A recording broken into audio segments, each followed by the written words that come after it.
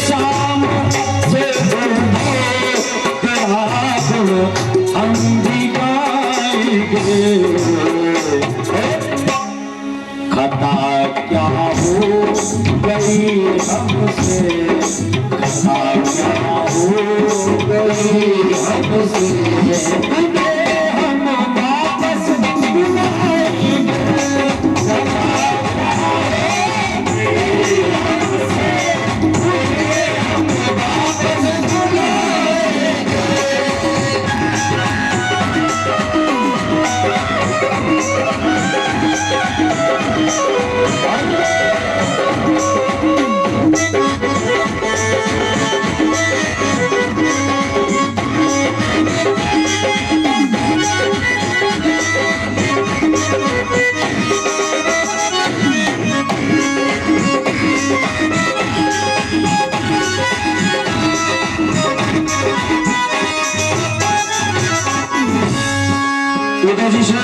उद्धव जी कहते हैं गोपिकाओं से, गोपिकाओं ने उद्धव जी से फिर निवेदन किया, प्रभु गए जिस दिन से मथुरा को जिसारा नंद नंदन ने, गए जिस दिन से मथुरा को जिसारा नंद नंदन ने, गए जिस दिन से मथुरा को जिसारा नंद नंदन ने, तारा नंद नंदन ने। इसलिए चरणों में शीश, चरणों में शीश, चरणों में शीश को रखता हूं, तुम्हें हम वापस बुलाएंगे, चरणों में शीश को रखते उन्हें हम वापस बुलाएंगे, चरणों में शीश को रखते उन्हें हम वापस बुलाएंगे।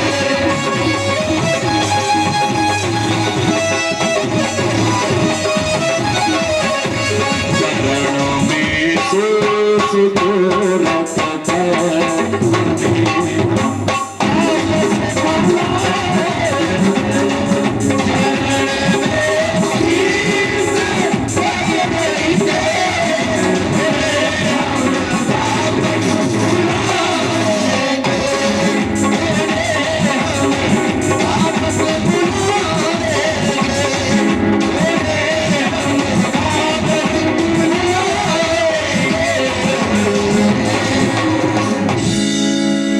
भाई पप्पू भैया तुम्हारा इनाम बाकी तुम्हारे पास आ रहा, तुम रख लो। बहुत बढ़िया ढोलक बजाते हैं भाई हमारे पप्पू भैया। हालांकि जो गायकी अभी हमने कर दी है वो इस क्षेत्र की गायकी नहीं है, ये क्षेत्र तो जवानी वालों का है, लेकिन इसे ये गायकी आपको बरेली साइड में मिलेगी, शाहजहांपुर से बरेली साइड में, हम लोग उधर भी जाते हैं और क्षेत्र की जानकारी है। तो जो गायकी हमने यहाँ कर दी है और उसको ठीक पकड़ करके बजा दिया, इसके लिए जोरदार तालियां बजाओ हमारे पप्पू भैया के लिए, बहुत बढ़िया ढोलक बजाते हैं, तबीयत खुश हो जाती है। और खैर राम जी नहीं, हमारे जितेंद्र भैया भी बढ़िया गाते बजाते हैं, हमारे शैलेंद्र भैया भी, सब मिलकर के बड़ा अच्छा सहयोग देते हैं हमारा। तो उद्धव जी महाराज, उद्धव सुधो हुई चलो सुन गोकुल के बोल, ज्ञान बजाई धुंध भी प्रेम बजारो ढोल। आज उद्धव जी महाराज चले हैं, जाकर के कन्हैया के पास पहुंचे तो कन्हैया दरवाजे पर मिले खड़े मथुरा में, मुस्कुरा रहे हैं। उद्धव जी से कहा, कहो ज्ञानी जी क्या हाल है। उद्धव जी से कहा, कहो ज्ञानी जी क्या हाल है। उद्धव जी ने कहा, कन्हैया अब ज्यादा जले पर नमक मत छिड़को। क्यों, क्या हो गया। बोले इतना प्रेम करने वाले ब्रजवासी, इतने प्रेम करने वाले वो बाबा नंद यशोदा, और उनको तो छोड़ करके चलाया। मैं समझ गया तो बातें बहुत निर्मोही है। कन्हैया ने कहा, उद्धव कौन कहता मैं छोड़ के चलाया। अरे जरा आंखें तो अपनी बंद करो। आंखें बंद की तो दोबारा आंखों को खोल करके देखा, सारे ब्रजवासी कन्हैया के चारों तरफ बैठे हुए, बाबा नंद बैठे, यशोदा बैठी, राधा रानी बैठी, सबका दर्शन किया। अब उद्धव जी ने हाथ जोड़े, कन्हैया तेरी लीला तू ही जाने। और वाकई भगवान की लीला बड़ी विचित्र है, भगवान की लीला बड़ी विचित्र है, समझ में नहीं आती।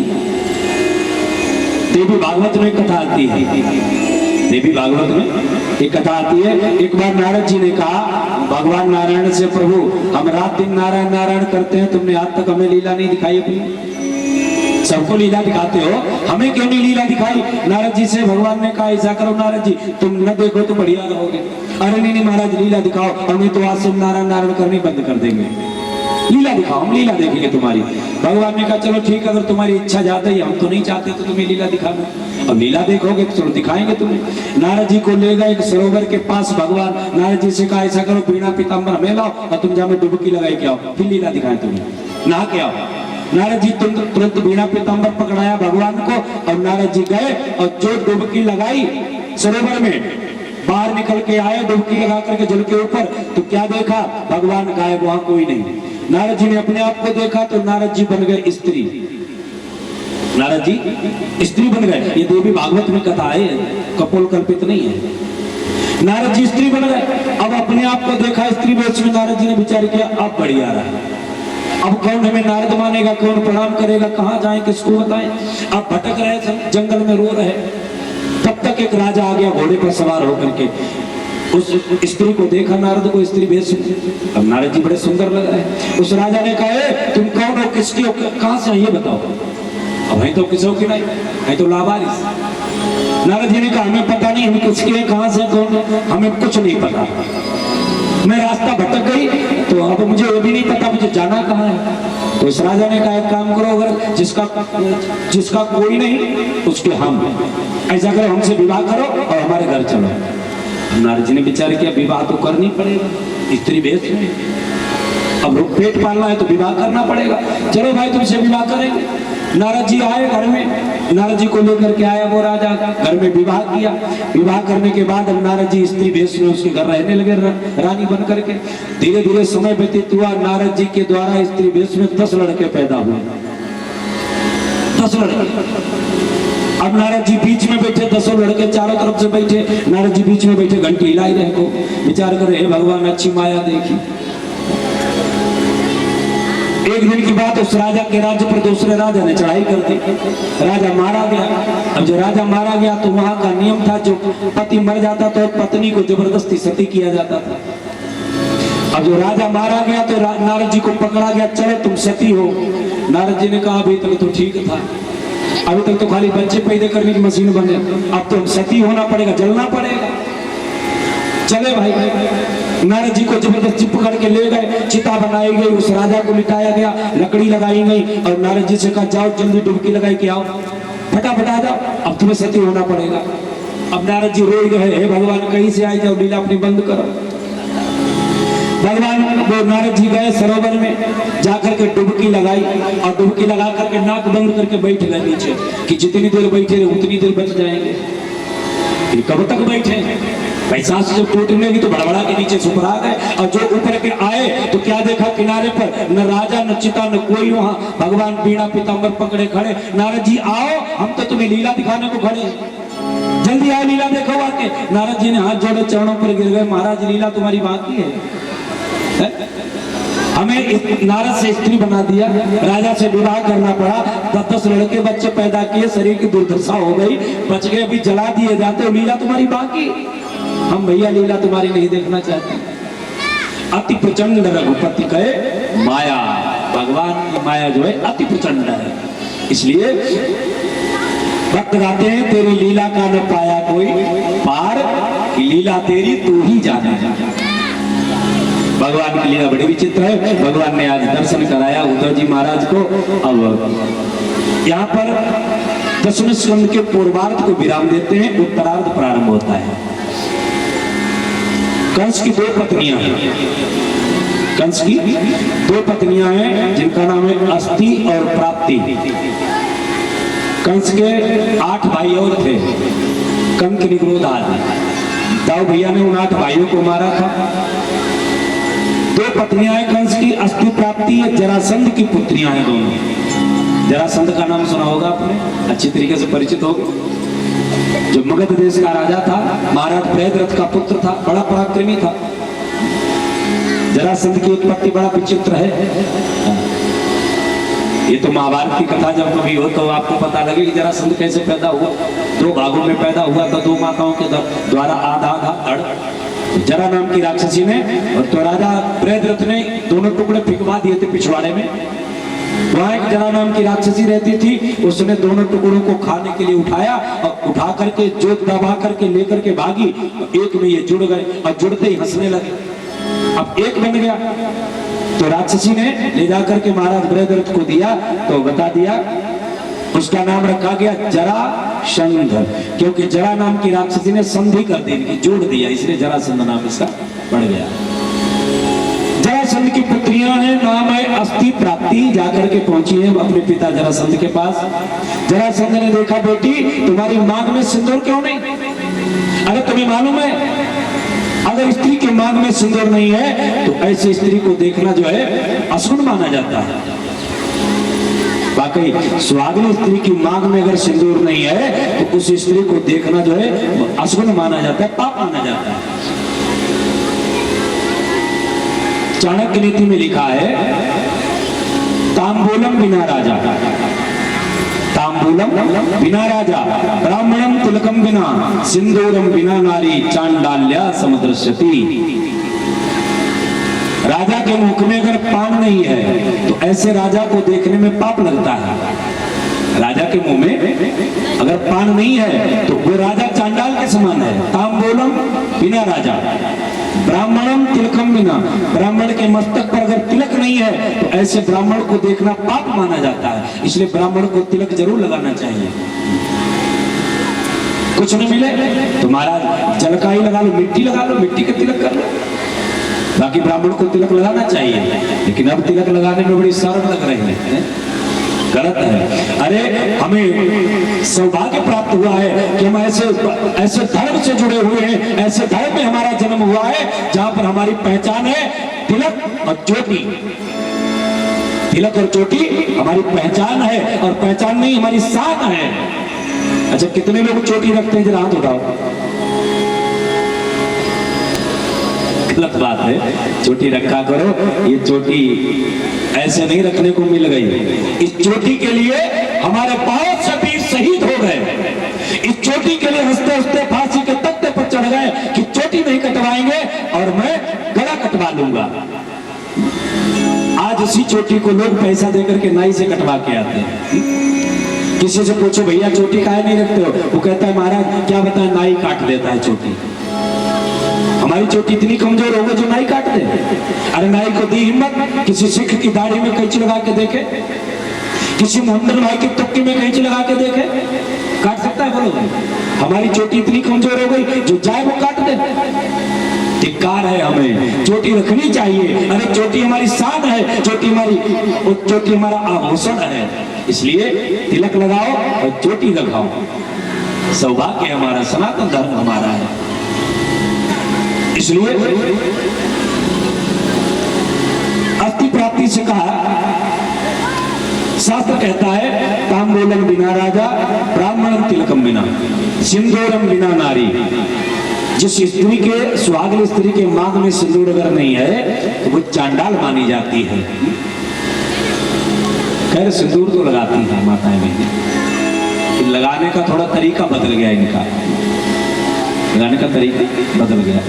पहले मांग जो थी वो बीच में भरी जाती थी। यहाँ तो घर देहात गांव ग्रामीणांचल में तो माताएं अब भी बीच में ही मांग भरती हैं, लेकिन बड़े बड़े महानगरों में जाके देखो बड़ी स्थिति खराब है। एक कुमकुम आती है वो पीली लाल लाल, जरा सी यहाँ पे रगड़ ली और ऊपर से बाल कर ली, बस बात खत्म। गलत है। माता पार्वती कहती है शिव पुराण में भगवान शिव से, जो स्त्री संसार की ज्यादा से ज्यादा मांग भरेगी, ज्यादा ज्यादा मांग में सिंदूर भरेगी, उसके सुहाग की रक्षा मैं खुद करूंगी। शिव पुराण में मैया पार्वती ने खुद कहा है। और एक बात याद रखना, जो स्त्री मांग में ज्यादा ज्यादा सिंदूर जब तक भरे रहेगी, जब तक मांग में माता के सिंदूर होगा, गारंटी है उसके सुहाग पर आंच नहीं आ सकती है। इसलिए मांग में ज्यादा ज्यादा सिंदूर भरना चाहिए माताओं बहनों को, ये सौभाग्य मिला है। अस्थि प्राप्ति से कहा तुम्हारी मांग में सिंदूर क्यों नहीं? अस्थि प्राप्ति ने कहा क्या बताएं, तुम्हारे दामाद को कृष्ण और बलराम ने आकर के मार दिया, मैं विधवा हो गई पिताजी। जो सुना है। जरासंध को बड़ा क्रोध आया। जरासंध ने 21 अक्षौणी सेना तैयार की और जाकर के मथुरा के ऊपर चढ़ाई कर दी। और एक बार नहीं, महाराज भगवान कृष्ण ने जरासंध से युद्ध किया और दाऊ भैया ने सेना से युद्ध किया है। दाऊ भैया ने 21 अक्षौणी सेना को मार दिया। कन्हैया ने जरासंध को परास्त करके छोड़ दिया, भाग गया। और एक बार नहीं, महाराज 16 बार परास्त किया, 16 बार। देखो ये मथुरा क्या है, भागवत जी की कथा है। ये भागवत जी की कथा नहीं है, ये सब हमारी तुम्हारी कथा है, सब आध्यात्मिक कथा है। इस कथा के माध्यम से मैं समझाने का प्रयास किया है। ये मथुरा है हमारा शरीर, मथुरा है शरीर। और जरासंध क्या है, बोले जरासंध है बुढ़ापा। जरा माने बुढ़ापा। और एक बात और है, जरासंध जब चढ़ाई करता है तो रात में ही करता है। जरासंध मथुरा के ऊपर चढ़ाई करता है तो रात में चढ़ाई करता है। मथुरा के लोग सोते रहते हैं और सुबह जब जागते हैं तो जरासंध का प्रकोप देखते हैं चारों तरफ। इसका मतलब क्या है, हम जवानी की नींद में सोते रहते हैं और ये जरासंध रूपी बुढ़ापा कब हमारे ऊपर आक्रमण कर देता है हम जान ही नहीं पाते हैं। जान पाते हो? बोलो भाई। जवानी की नींद में सोते रहे और तब तक बुढ़ापे ने हमें घेर लिया। देखो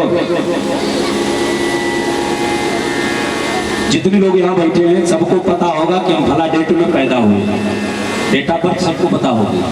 फला डेट में पैदा हुए, फला डेट में नौकरी लगी, फला डेट में ड्यूटी से छुट्टी आए, फला डेट में हमने सब अपना अपना रिकॉर्ड सबको पता होगा। और हमारे पिताजी तो एक एक रिकॉर्ड लिख के घर रखते हैं। हरिओम के पिताजी आज हमें डायरी दिखाई, ये जाने सन 89 कितने से, बहुत पुराने, मतलब 40 वर्ष पीछे का रिकॉर्ड। एक एक कौन लेखपाल कौन सन में आया, कौन थानेदार कौन सन में आया, कितनी पेंशन हमारी कौन से वर्ष में थी, सब टोटल लिखा रखा है। तो महाराज होना चाहिए, सबको पता होता है, सबको पता होता है फला डेट में हम ड्यूटी गए, फला डेट में छुट्टी आए, फला डेट में पेंशन आए, फला डेट में रिटायर हुए, फला डेट में विवाह हुआ, फला डेट में लड़का पैदा हुआ। लेकिन जितने सफेद बाल वाले लोग बैठे हैं, आप लोगों से एक निवेदन है, क्या आप ये बता सकते हो कि तुम कौन सी डेट में बुढ़े हुए? बताओ। सबको अपनी अपनी डेट पता है, लेकिन ये डेट आप भी नहीं बता पाओगे कौन सी डेट में बुढ़े हुए। पहली बात तो आप बुढ़े अभी हुए नहीं, अभी तो चकाचक। कोई नहीं बता सकता है कि कौन सी डेट में हम बुढ़े हुए हैं। क्यों नहीं? क्योंकि हम जवानी की नींद में सोते रहे और तब तक आकर के बुढ़ापे ने हमें कब घेर लिया हमें पता ही नहीं लगा।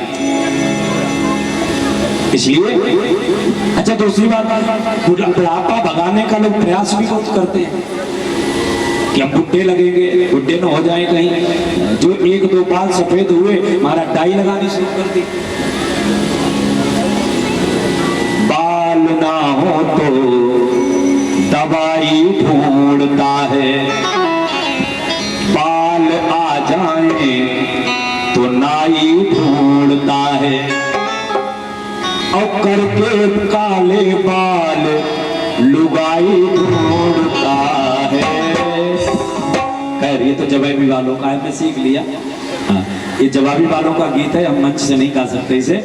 तो कहने का भाव, बुढ़ापा कब हमें घेर लेता है हम जान ही नहीं पाते हैं। हम डाई लगाते हैं, चश्मा लगाते हैं, तमाम प्रयास करते हैं, लेकिन भगवान कहते हैं कब तक ये तुम करोगे, क्योंकि एक न एक दिन तो तुम्हें हमारे पास आना ही पड़ेगा।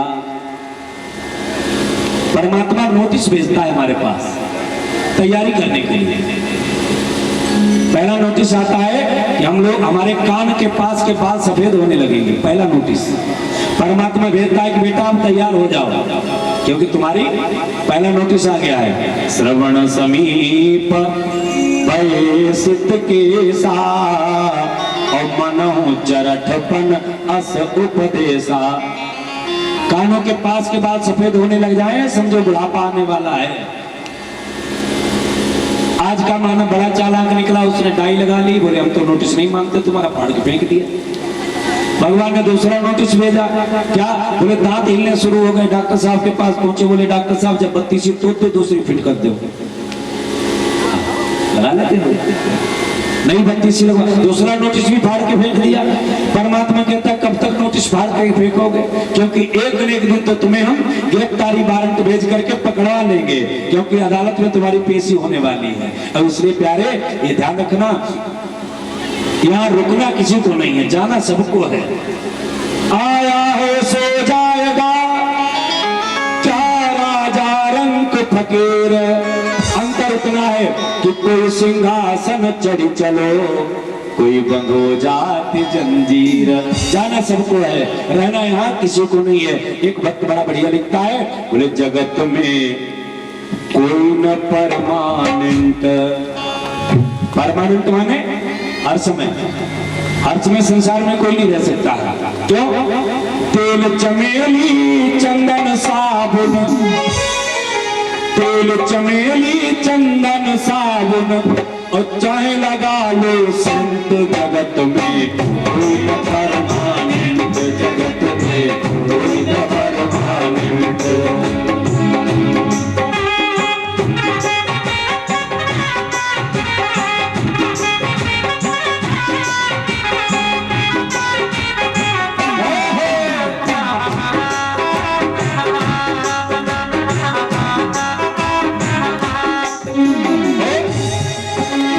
संत कहते हैं आवागमन लगा दुनिया में, जगत है रेस्टोरेंट। आवागमन लगा दुनिया में, जगत है रेस्टोरेंट। रेस्टोरेंट मतलब किराए का कमरा, किराए का होटल। आवागमन लगा दुनिया में, जगत है रेस्टोरेंट। आवागमन लगा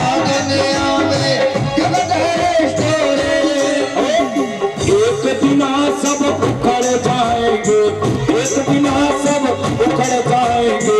तेरे तंबू तंबू जगत में कोई न परमानेंट, जगत में कोई न परमानेंट, जगत में कोई न परमानेंट।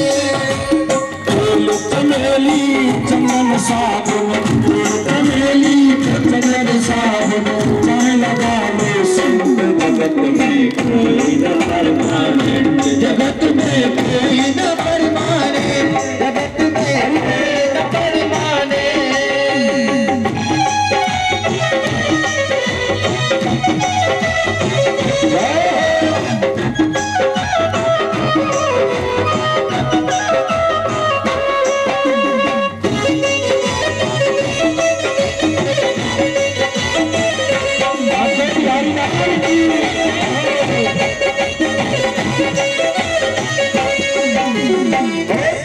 एक बात और बताऊंगा, हालांकि भजन तो ये बड़ा है, लेकिन एक लाइन है उसमें।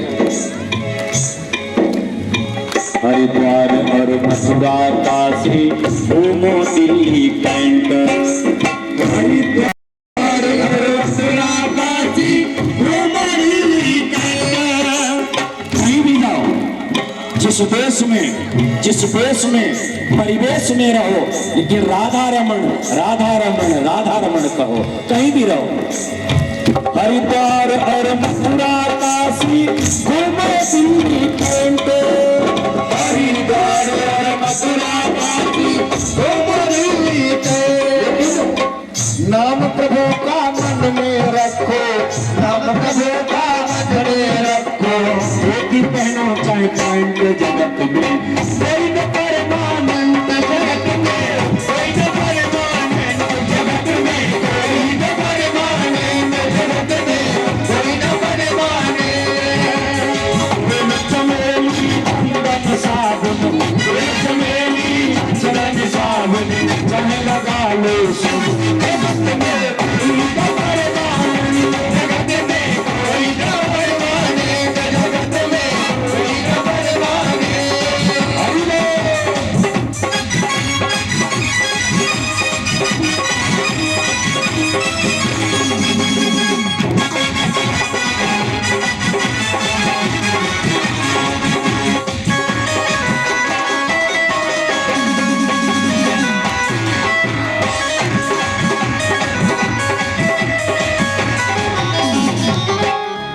संसार में आए हो तो जाना निश्चित पड़ेगा।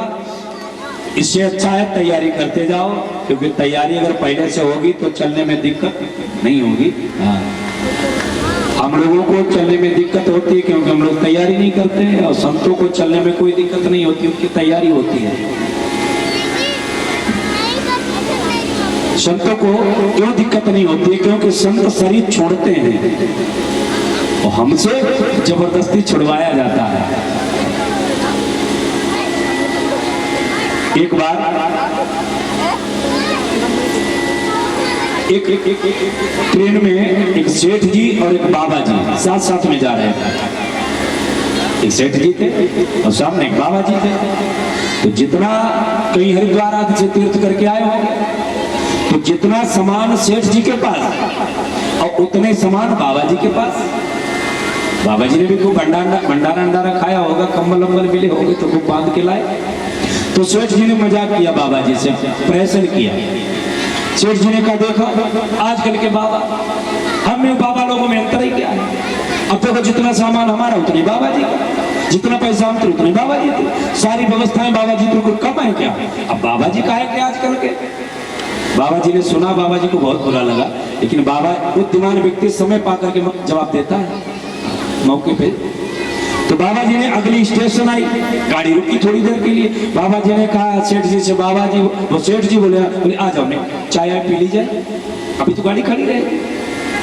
तो जाकर के कुर्सी पर बैठ गए, चाय मंगवाई, एक चाय पकड़ी, चाय पीना शुरू किया। आधी बड़े धीरे धीरे से बाबा जी चाय पी रहे। आधी चाय पी पाई, गाड़ी ने हॉर्न बजा दिया। सेठ जी ने कहा बाबा जी गाड़ी चलने वाली है, जल्दी चाय पी लो। अरे बाबा जी ने कहा गाड़ियां तो आती जाती रहती है, गाड़ी ये चली जाएगी, दूसरी आएगी, तुम बैठो, काहे को चिंता कर रहे हैं?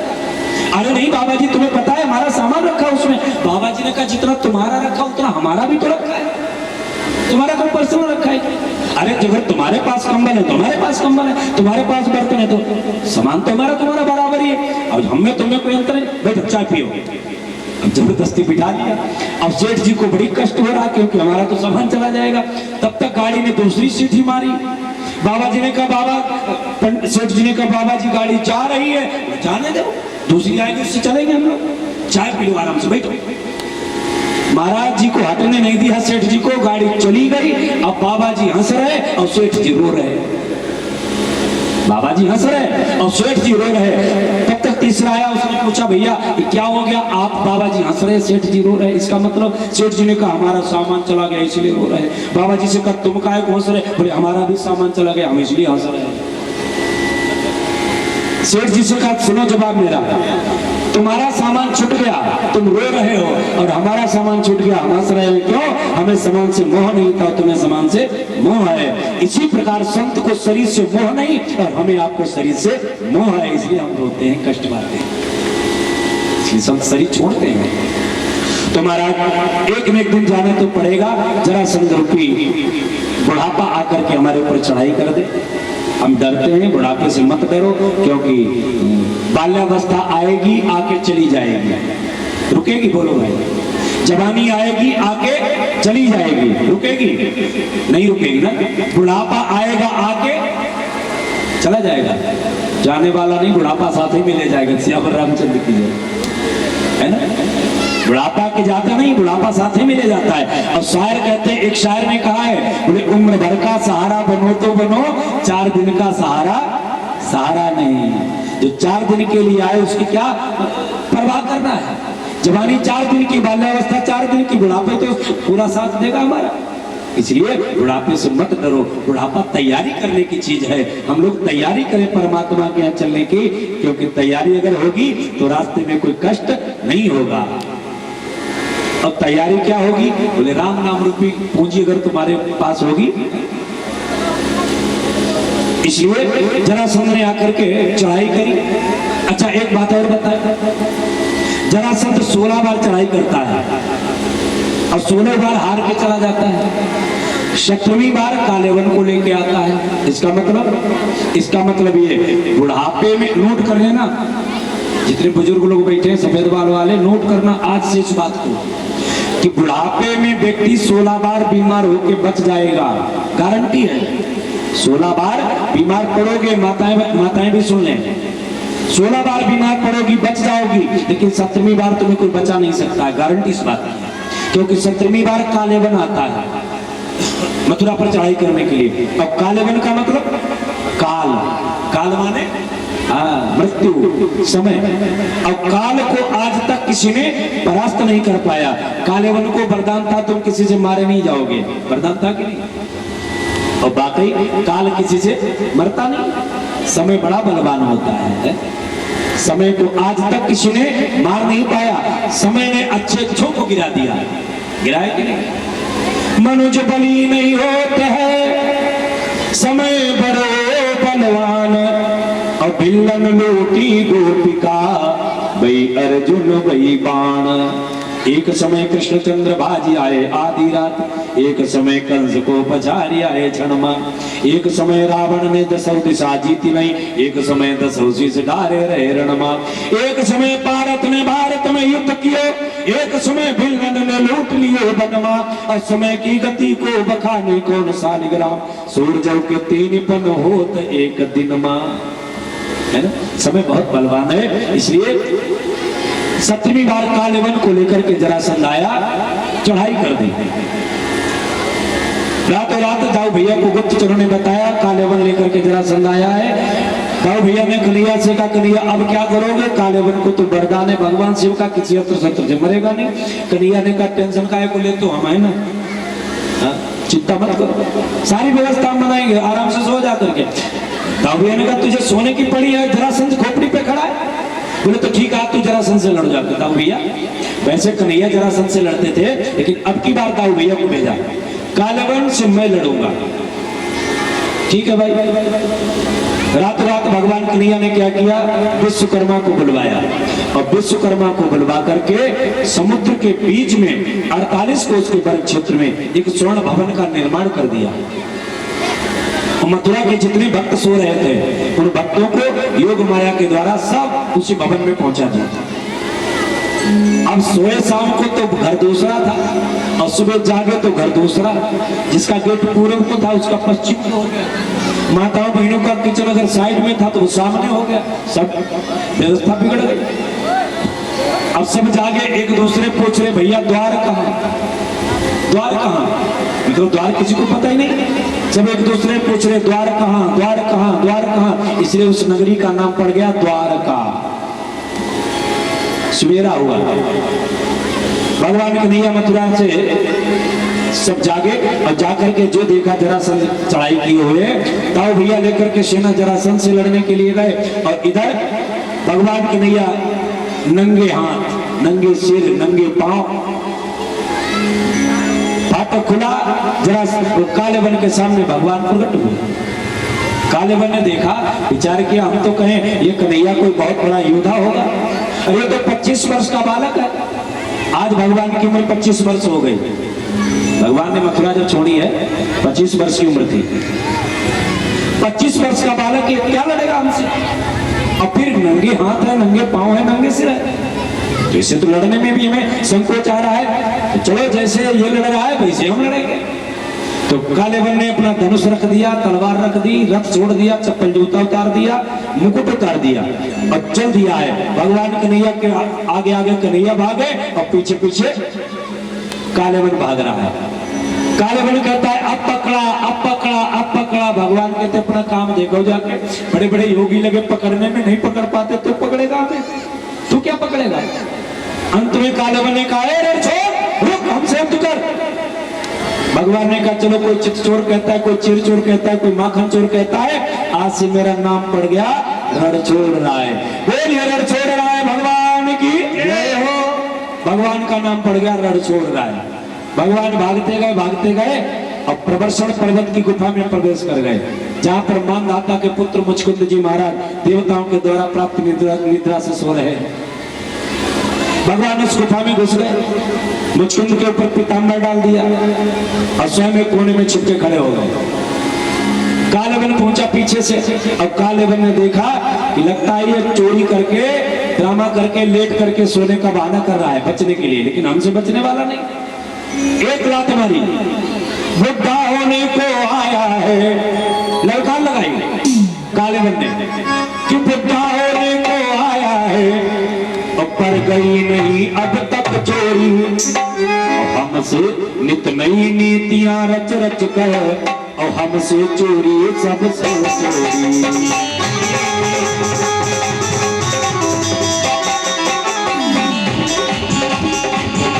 नीतियां रच रच कर, हमसे चोरी सबसे चोरी।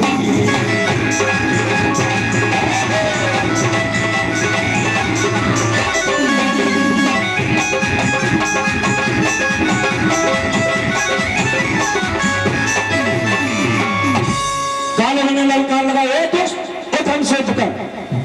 अब भगवान होते तब तो युद्ध करते उठ के, एक लात मारी, और जो लात मारी मुचकुंद जी महाराज उठ करके बैठे, नेत्रों से अग्नि की ज्वाला स्फुटित हुई, कालेवन तत्क्षण भस्मसात जल करके भस्म।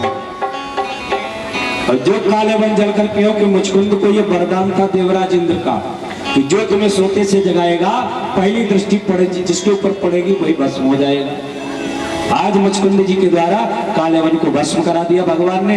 भगवान मुस्कुराते हुए बाहर निकले, मुचकुंद जी ने देखा, प्रणाम किया, प्रभु आप हमारे त्रेता वाले राम हो? बोले हाँ। महाराज द्वापर आ चुका है? बोले आ नहीं चुका, द्वापर का अंत होने वाला है, मात्र 100 वर्ष बचा है। द्वापर मात्र 100 वर्ष बचा है। तो प्रभु आप कृष्णावतार ले चुके? बोले हाँ।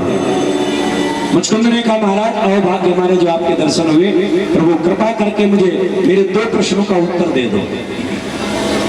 क्या पूछो भाई? मुचकुंद ने कहा महाराज आपके नाम कितने हैं और आपके गुण कितने हैं, हमें इतना बता दो केवल। आपके नाम कितने हैं और आपके गुण कितने हैं? भगवान ने मुस्कुरा करके कहा मुचकुंद, बारिश होते हुए जल की बूंदों को गिनना संभव है। बारिश होते हुए जल की बूंदों को गिनना संभव है। गंगा जी की गोदी में पड़े हुए रेणुकाओं के कणों को गिनना संभव है, लेकिन मेरे नाम और गुणों का प्रमाण पाना असंभव है। वाकई भगवान के नाम और गुण, हमारी तुम्हारी औकात क्या है? एक श्लोक आया है, असुति गिरि समम कज्जलम सिंधु पात्रे, सुरतरुवर शाखा लेखनी पत्र मोरबी, लिखति अधिगृहीत्वा शारदा सर्व कालम, तदपि तब गुणामी सुपारम नयाति। यहाँ हमें श्लोक बोलते हुए बहुत अच्छा लगता है। यहाँ हमें श्लोक बोलते हुए बहुत अच्छा लगता है, क्योंकि यहाँ पर संस्कृत के जानकार लोग बैठे हैं। ऐसे ऐसे लोग बैठे हैं जिन्होंने संस्कृत से एमए कर रखा है। हमारी बहन जी देखो बैठी संस्कृत से एमए है, हमारे पिताजी संस्कृत से एमए है, हमारे इनको तो हम जानते हैं। बाकी शिक्षित समाज है, पढ़ा लिखा समाज है, और जहाँ पढ़े लिखे लोग होते हैं वहां पे बोलते हुए अच्छा लगता है कि हाँ ये लोग समझने वाले हैं।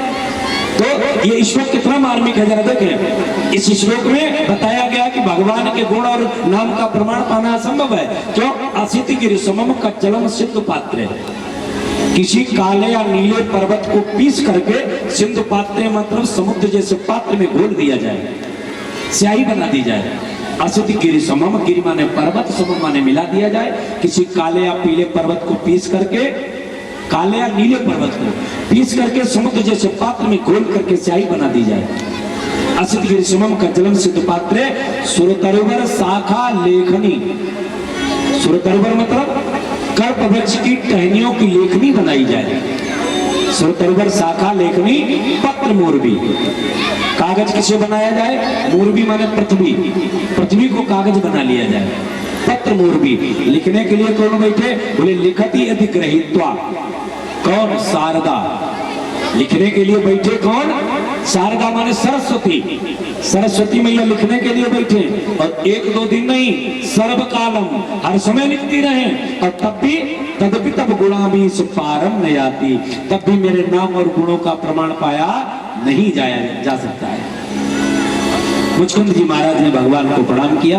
भगवान को प्रणाम करके अमुक स्थान पर तपस्या करने चले गए। और उधर दाऊ भैया ने देखा कि कन्हैया इस पर्वत के अंदर है, तो दाऊ भैया भी प्रवेश कर गए।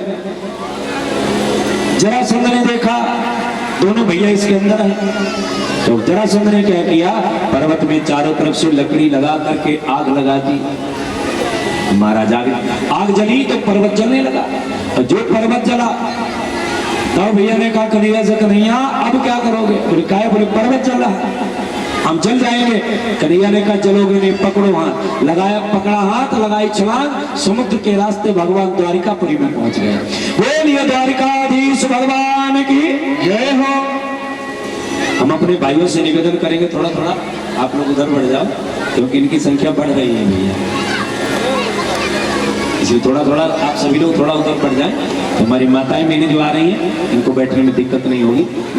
सभी लोग थोड़ा थोड़ा दब जाओ। हम लोगों में तो बड़ा सौहार्द होता है, बड़ा प्रेम होता है। हम लोग तो एक दूसरे के घुटने पर घुटना रख करके बैठ जाए, कोई दिक्कत नहीं है। और जय हटो जी, तुम कैसे मत हटो, धोती खराब नीचे वो नहीं, एक दूसरे को देखे देखे आपने देखा है। अरे सांवरी सूरत के मोहन दिल दीवाना हो गया, दिल दीवाना हो गया मेरा, दिल दीवाना हो गया, दिल दीवाना हो गया मेरा, दिल दीवाना हो गया। अब तालियां बजा करके सब लोग कहेंगे क्या? अरे सांवरी सांवरी सूरत के मोहन दिल दीवाना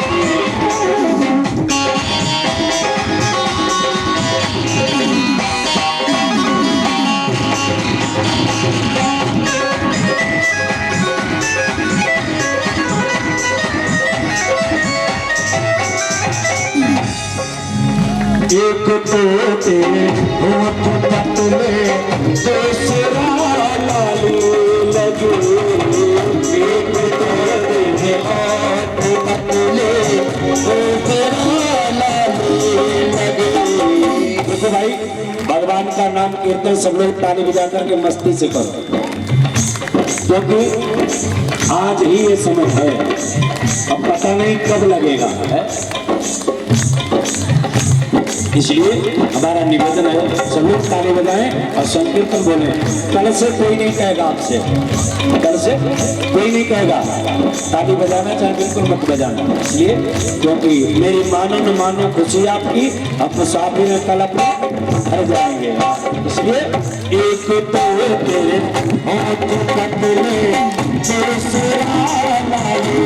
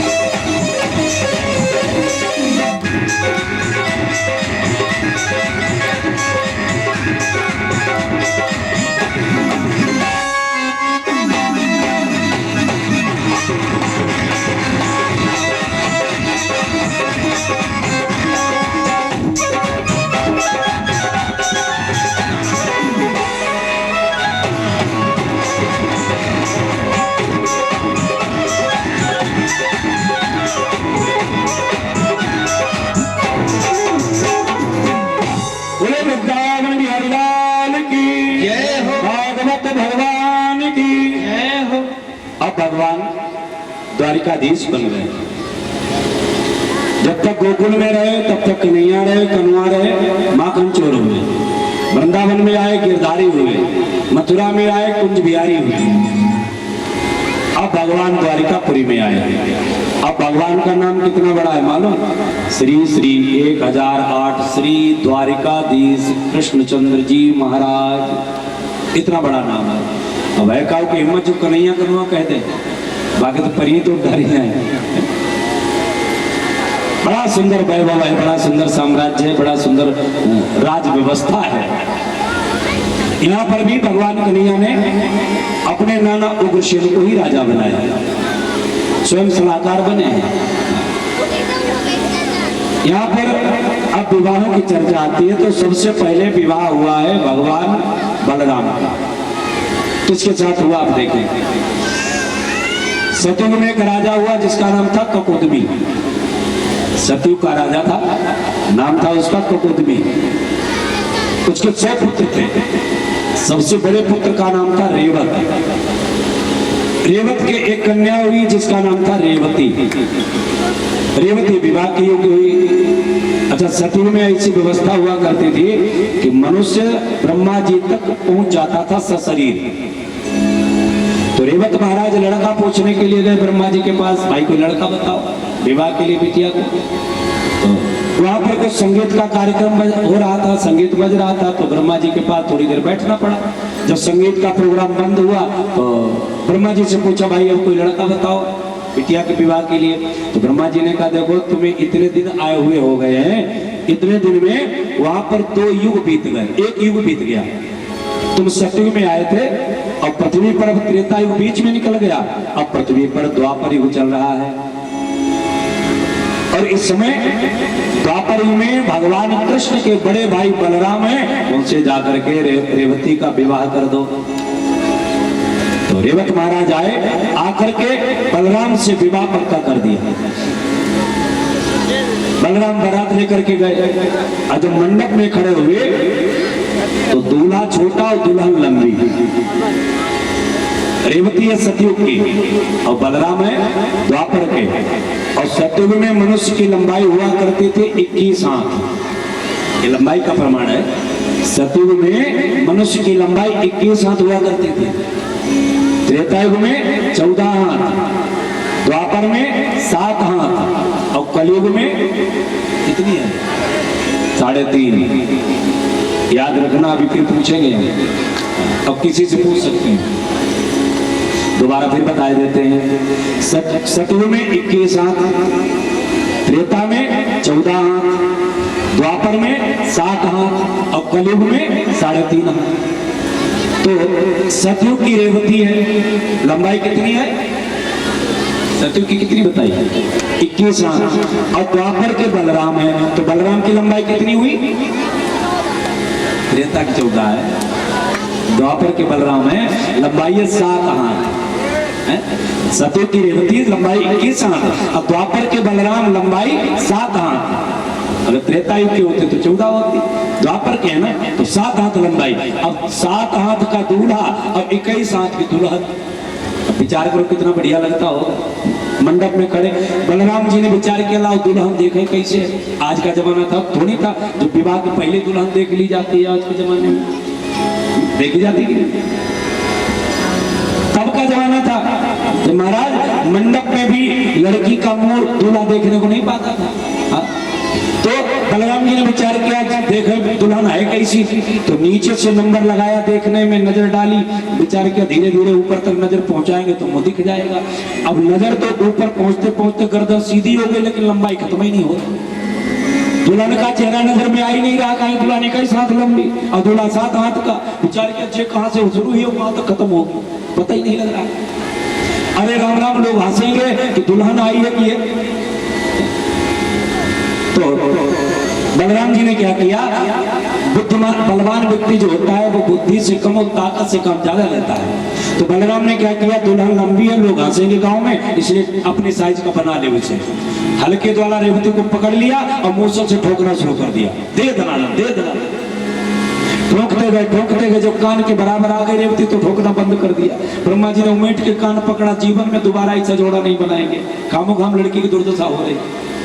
देखो आप लोग ऐसा मत करना, वरमाला डालने के लिए दुल्हन आए तो लंबी तुमको ठोकना शुरू कर दो। हाँ तुम टुकाई कम कर पाओगे तुम्हें ज्यादा हो जाएगी। तुमको पंडित जी बता गए तो बलराम ने ठोक लिया, मुंह ठोक लिया। कथा सुनने की चीज है, ज्यादा इसके ऊपर रिसर्च मत करना। लाओ हम भी ऐसा करके देखें। तो बलराम जी का विवाह रेवती से संपन्न हुआ। बलराम आज भी रेवती और बलराम के मंदिर में आप देखें, रेवती लंबी है, बलराम छोटे हैं। बोलिए रेवती बलराम की जय हो। इस प्रकार से बलराम और रेवती का विवाह संपन्न हुआ। अब भगवान कृष्ण का पहला विवाह किससे होता है, कैसे होता है, आइए देखते हैं। भगवान कृष्ण का पहला विवाह। वैसे भगवान कृष्ण के विवाह कितने हुए? 16,108। अब प्रत्येक विवाह में अगर 10 मिनट का समय लगाए हम कथा में तो कितने दिन कथा और रोज विवाह हो पाएंगे? बोलो, हमारी समझ से कम 8 दिन लगेंगे, तब विवाहों की चर्चा हो पाएगी। 8 दिन और कथा हो, बढ़ा दें कथा है? 8 दिन और होंगे तो, लेकिन ये लड्डू बन रहे इनको काम नहीं। पूर्णाहुति से पहले खाने को एक भी नहीं मिलेगा, इसे पैक कर दिया जाए, खूब समझ लो। खैर आप लोग तो सुन सकते हो, हमारे परीक्षित जी करवा भी सकते हैं, ऐसी कोई बात नहीं, लेकिन हमारे पास समय नहीं है क्योंकि परसों से हमें दूसरे कार्यक्रम में जाना है। फिर 5 तारीख से हमारा और कार्यक्रम लगा हुआ है, लगातार लगे हैं कार्यक्रम होली से लेकर के, और आज तक मैंने 2 दिन का समय घर में नहीं दे पाया, लगातार कार्यक्रम चल रहे हैं। ऐसी प्रभु की कृपा है। बोले वृंदावन बिहारी लाल की जय हो। तो एक विवाह केवल भगवान का विस्तृत देखते हैं, बाकी सूक्ष्म रूप में करवा देंगे क्योंकि भागवत की कथा 7 दिन में तो पूर्ण होने वाली नहीं। भगवान कृष्ण का पहला विवाह होता है, एक राजा है जिसका नाम है भीष्मक। एक राजा है, नाम है भीष्मक, विदर्भ देश का रहने वाला है। उसके 5 पुत्र हैं, रुक्मी, रुक्मबाहु, रुक्ममाली, रुक्मकेश और रुक्मरथ। ये 5 पुत्र हैं। एक कन्या है साक्षात लक्ष्मी का अवतार जिसका नाम है रुक्मणी। अच्छा, रुक्मणी का जन्म नहीं हुआ था। रुक्मणी भगवान भीष्मक महाराज जी को कमल के फूल पर खेलती हुई मिली थी, क्योंकि शक्ति और शक्तिवान का जन्म नहीं होता है। शक्ति और शक्तिवान का जन्म नहीं होता है। अच्छा, कृष्ण का जन्म हुआ, अवतार हुआ। राम जी का जन्म हुआ, अवतार हुआ। सीता जी का जन्म हुआ था, जन्म नहीं हुआ, वो पृथ्वी से प्रकट हुई थी। इसी प्रकार रुक्मिणी महारानी कमल के फूल से प्रकट हुई थी। जब लड़की विवाह के योग्य हुई तो भीष्मक महाराज जी ने कहा अपने बड़े पुत्र रुक्मी से, बेटा लड़की विवाह के योग्य हुई है, लड़का तलाश करो।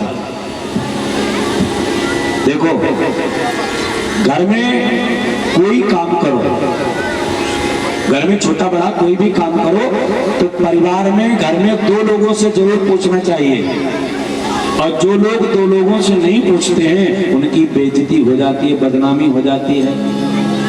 वो 2 लोग कौन है मालूम? एक तो जो परिवार में सबसे बड़ा बूढ़ा हो, बड़ा बुजुर्ग हो, उससे जरूर पूछो कि ऐसा करें कि न करें, क्योंकि बुजुर्ग का अनुभव बहुत होता है कि नहीं? आजकल के लड़के पूछते तो नहीं है, और अगर बुजुर्ग लोग बताने लग जाए तो कहते तुम क्या जाना। अच्छा, तुम वो कुछ नहीं जानते, तुम सब जानते हो। बुजुर्गों का अनुभव बहुत बड़ा होता है। एक बार एक बाबा जी ट्रेन में यात्रा कर रहे थे, सामने वाली सीट पर 4 लड़के बैठे, मन चले, नवयुवक थे। तो लड़कों ने मजाक किया बाबा जी से, लड़कों ने आपस में सलाह की, बोले ऐसा करो बाबा जी को परेशान करो। लड़कों ने कहा कैसे परेशान करोगे? बोले ऐसा करो चैन खींच दो ट्रेन, और पुलिस वाले आएंगे तो बाबा जी का नाम रख देंगे, डंडा पड़ेगा, बाबा जी जेल जाएंगे। एक ने कहा अगर कहीं बाबा जी तब तक उतर गए तो जुर्माना पड़ेगा, जुर्माना कहाँ से लाओगे? तो बोले चंदा कर लो। 200 रुपए 4 लड़कों ने चंदा कर लिया। एक लड़के की जेब में वो चंदा इकट्ठा करके रख दिया गया। अब एक लड़का खड़ा हुआ, उसने चैन खींच दी। चैन खींची, गाड़ी रुक गई। अब पुलिस वाले आए, भाई क्या चैन किसने खींची गाड़ी की, और की चैन किसने खींची? लड़कों ने कहा जे बाबा जी बैठे उन्होंने चैन खींच दी। लड़कों ने विचार किया बाबा जी जेल जाएंगे। पुलिस वालों ने कहा काय बाबा जी तुमने चैन खींची? बाबा जी ने कहा हाँ भैया हमने खींची। काय खींची? बोले इन लड़कों ने हमारे 800 रुपए छीन लिए। क्यों भाई लड़को तुमने रुपए छीने? लड़कों ने कहा हमने काय को छीने? बाबा जी ने कहा छीने नहीं तो भैया देख लो इस लड़के की जेब में 200 के 4 नोट पड़े हैं, देखो। पुलिस वालों ने हाथ डाला, लड़के की जेब से वो 800 रुपए निकाले। बाबा जी से कब पकड़ो ये तुम्हारे? बोले बाबा जी ने कहा हाँ भैया हमारे। बाबा जी को नोट दिए। बाबा जी से कहा ऐसा करो अब तुम कहाँ तक जाओगे? बाबा जी ने कहा बस हमारा तो यही स्टेशन है, हम तो यही करने वाले हैं। बाबा जी ने धीरे से ट्रेन से उतर लिया। अब लड़के खूब आपस में चक्कर में पड़े। बाबा जी खामो खाम 800 रुपए मान लेगा। जब ट्रेन चलने लगी तो बाबा जी ने कहा लाला ये गाँव में नहीं सफेद है, बाल जो है ये धूप में नहीं सफेद हुए, इनका अनुभव है। भैया बुजुर्गों का अनुभव ही बहुत होता है। तो परिवार में 2 लोगों से जरूर पूछो, एक तो सबसे बड़ा बुजुर्ग जो हो उससे पूछो, दूसरे जो परिवार में सबसे ज्यादा मूर्ख हो उससे जरूर पूछो, मूर्ख से। क्योंकि मूर्ख काम बना नहीं पाएगा लेकिन बिगाड़ जरूर देगा। बिगाड़ेगा कि नहीं? नहीं पूछा। राजा दशरथ ने राम के राज्याभिषेक की सूचना सबको दी लेकिन एक को नहीं दी, इसलिए राम का राज्याभिषेक हो नहीं पाया। वो कौन है? बोले कैकेयी। राजा दशरथ ने खुद कहा मैं सब कीन तो ही बिन पूछे और ताते परे मनोरथ छूछे। सबको मैंने बताया, तुमको नहीं बता पाए इसलिए राजा तुम नहीं होने दे रही हो।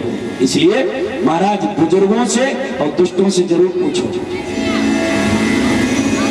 जहां पर बुजुर्ग रास्ता बताने वाले हो, जहां पर बुजुर्ग रास्ता बताने वाले हो और जवान लोग काम करने वाले हो, ईमानदारी से बताओ वो काम बढ़िया होगा कि नहीं होगा? रामचरितमानस में 7 कांड हैं। रामचरितमानस में 7 कांड हैं। बाल कांड, हत्याकांड, हरण कांड, किष्किंधा कांड, सुंदर कांड, लंका कांड और उत्तर कांड।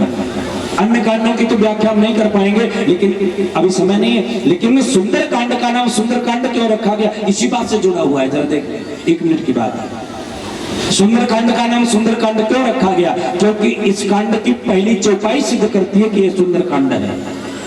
अच्छा सुंदरकांड की पहली चौपाई किन लोगों को याद है? जरा तो बताओ। सुंदरकांड की पहली चौपाई याद सबको है, अभी इतने टाइम ध्यान नहीं आ रहा है, हम गाएंगे सब लोग गाओगे। सुंदरकांड की पहली चौपाई कि जामवंत के वचन सुहाए, जामवंत के वचन सुहाए,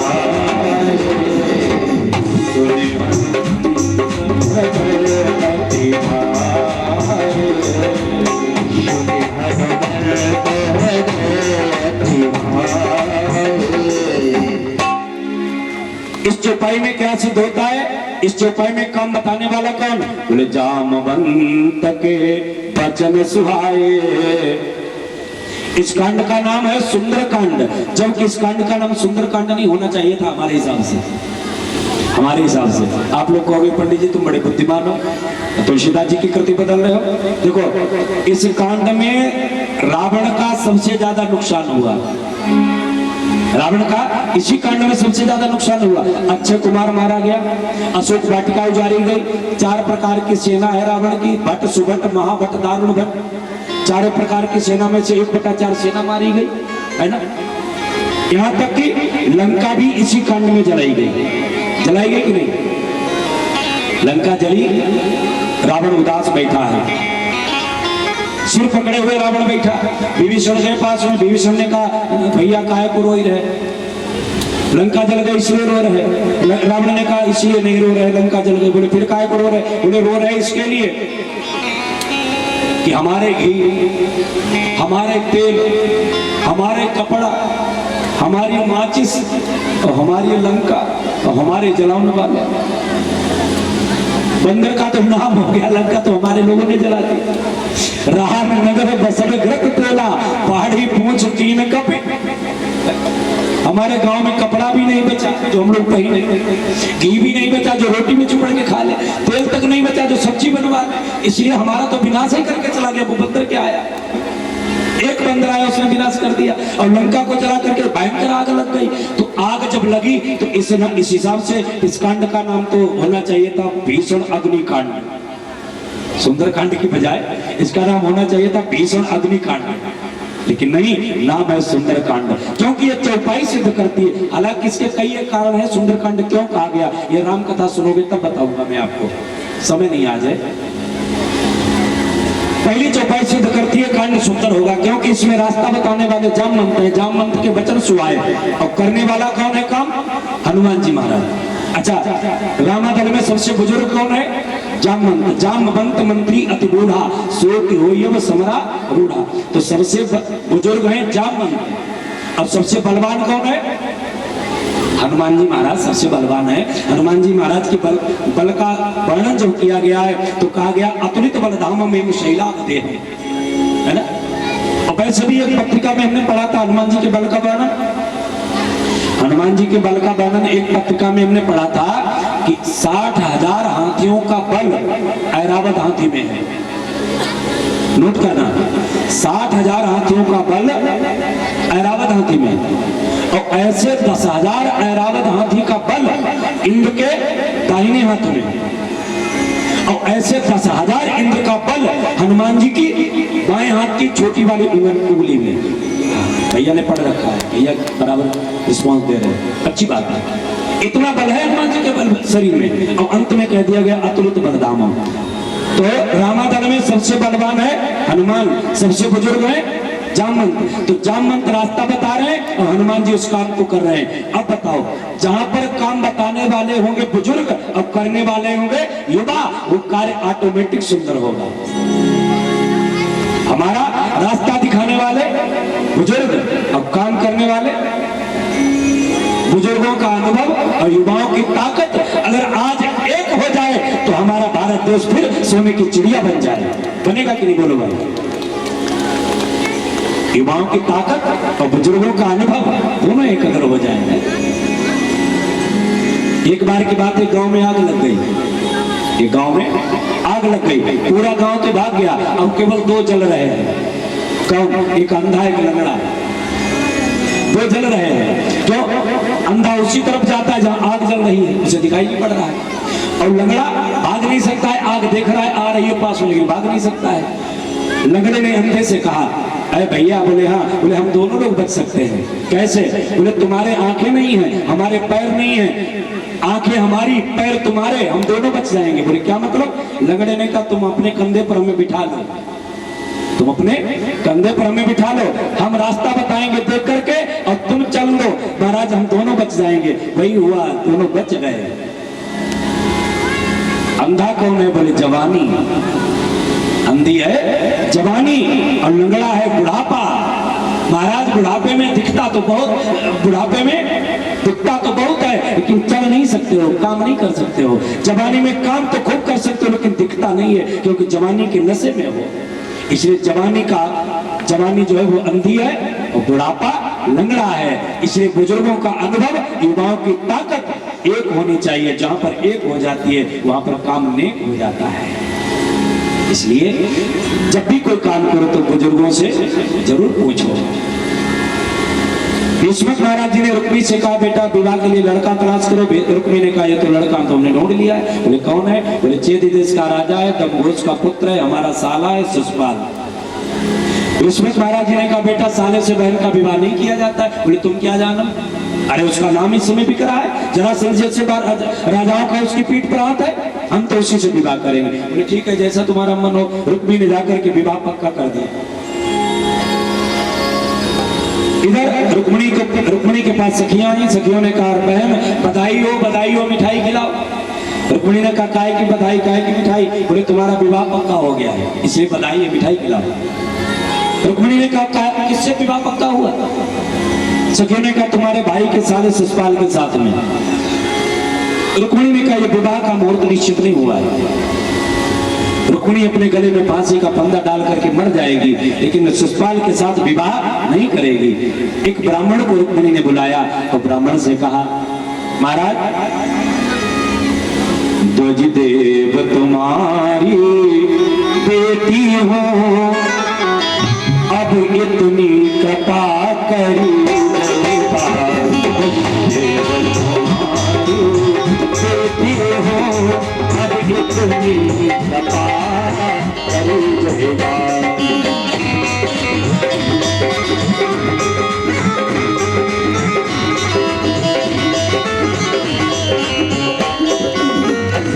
तेरी देव तुम्हारी बेटी हो,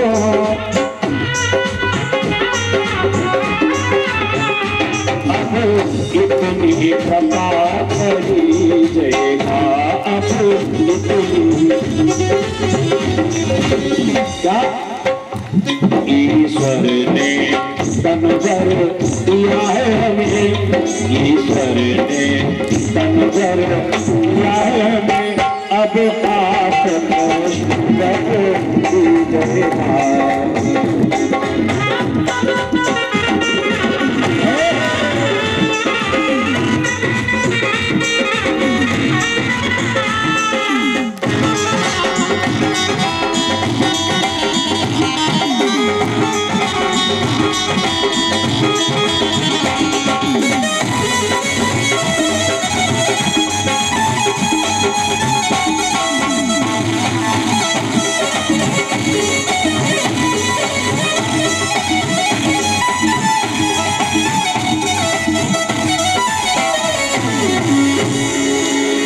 ब्राह्मण को बुलाया, ब्राह्मण को एक पत्री लिख करके दी है, प्रभु है ब्राह्मण देवता, ये पत्री हमारी द्वारिकाधीश कृष्ण तक पहुंचा दो।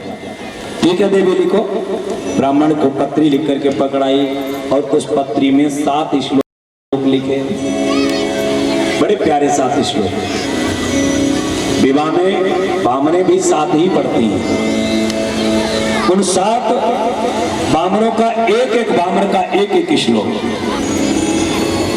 श्रुत्वा गुणान् भुवन सुंदर शृण्वतान्ते निर्विश्वकर्ण विवरै हरतोऽमृतापम् रूपं दृशाम दृशमतिर्निखिलात्मलाभम् तय्या विशति चित्रम पत्रपं मे। महाराज, श्रुत्वा गुणान् भुवन सुंदर शृण्वतान्ते, महाराज मैंने संतों के द्वारा, संतों के मुख के द्वारा आपके नाम, आपके गुण और आपके भवन का वर्णन जब से सुना है कानों के द्वारा।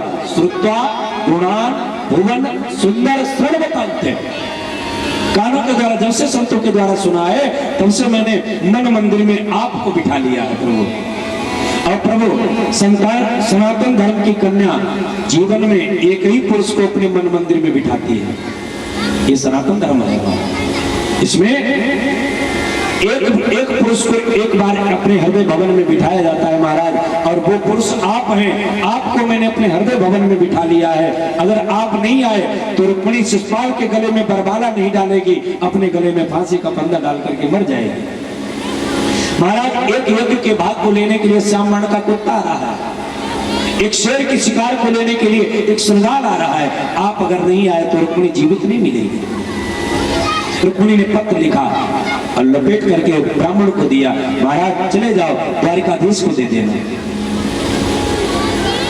ब्राह्मण चला है, चलते चलते जाकर के द्वारिकापुरी में पहुंचा। द्वारपाल से कहा, महाराज कन्हैया से मिलना हम चाहते हैं। द्वारपाल ने कहा, चले जाओ, यहाँ का संविधान ऐसा है, यहाँ ब्राह्मण और संत के लिए कोई रोक टोक नहीं है, आप जाओ। ब्राह्मण पहुंचाया, जाकर के द्वारिकाधीश के पास भगवान ने प्रणाम किया, बिठाया, जलपान कराया। अब पूछा है को कैसे आना हुआ प्रभु। ब्राह्मण ने वो पत्री निकाल करके पकड़ाई, महाराज ये पत्री लो।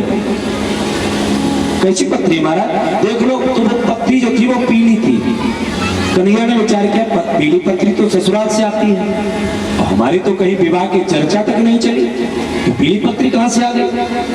और पीली पत्री जो आती है वो या तो परिवार का बड़ा बूढ़ा खोले, या गुरु खोले, या ब्राह्मण खोले। तुम्हारा परिवार में बड़ा बूढ़ा यहाँ हमारे समान सामने तो कोई है नहीं, आप ही ब्राह्मण हो, आप ही गुरु, आप ही खोल के सुनाओ। ब्राह्मण ने कहा, नहीं महाराज तुम्हारा पर्सनल है, पर्सनल मैटर्स में आप देखो जाकर के अलग। भगवान कन्हैया ने कहा, हमारा पर्सनल कुछ है ही नहीं, हमारा तो संसार बहु है, आप खोलो।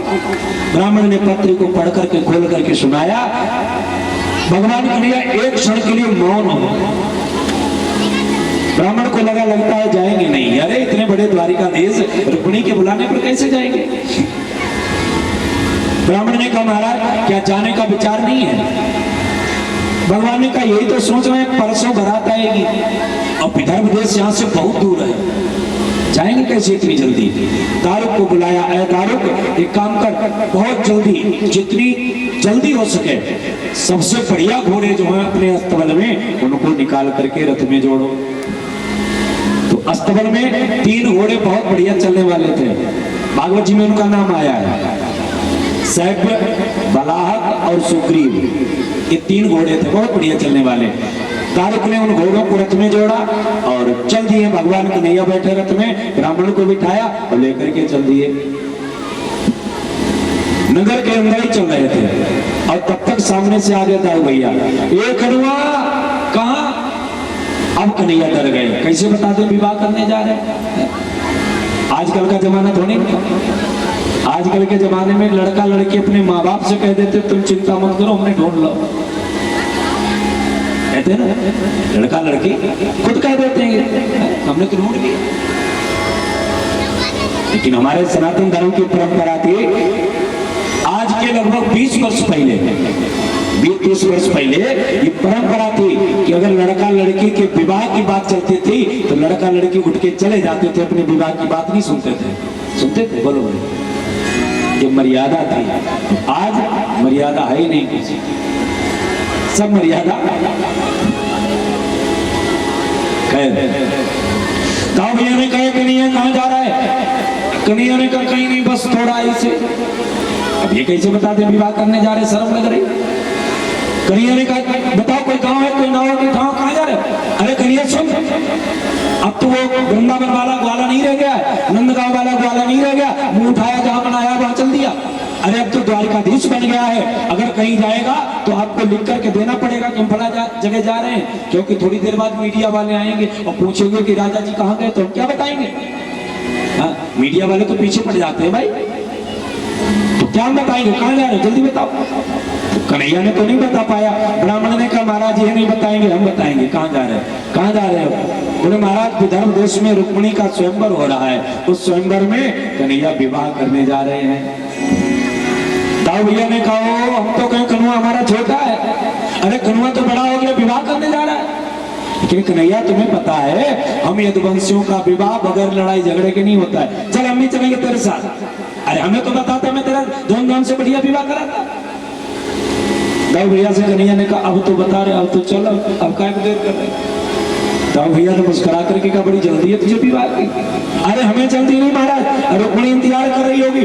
अरे तो ये भी तो जानता है रुक्मिणी इंतजार कर रही, लगता है पहले से तेरी बात हो रही, फोनबाजी हो रही है तेरी, हम समझ गए। भगवान कन्हैया रथ पर बैठे हैं, दाऊ भैया ने चतुरंगिनी सेना की टुकड़ी को तैयार किया और चल दिए हैं। अब आगे आगे कृष्णचंद्र रथ को दौड़ाते जाते हैं और पीछे से दाऊ भैया भी और सेना उमड़ाते जाते हैं।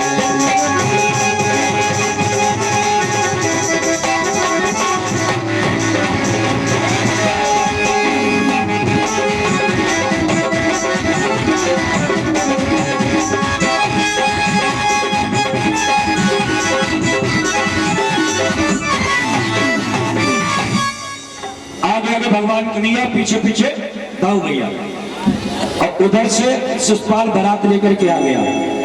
बैंड बाजे बजने लगे, गोले दगने लगे, बारात का भव्य स्वागत सम्मान होने लगा। रुक्मिणी की धड़कन तेज हो रही, लगता है कन्हैया ने स्वीकार नहीं किया। क्यों? विचार करती है कि विप्र ही पहुंचा नहीं,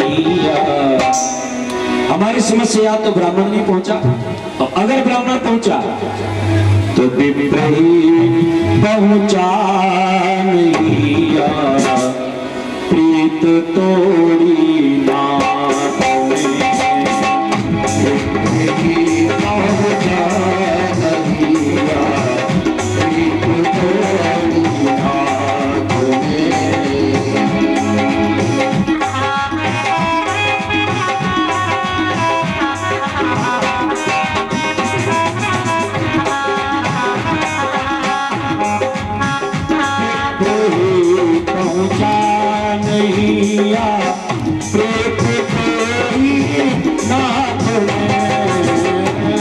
ब्रेक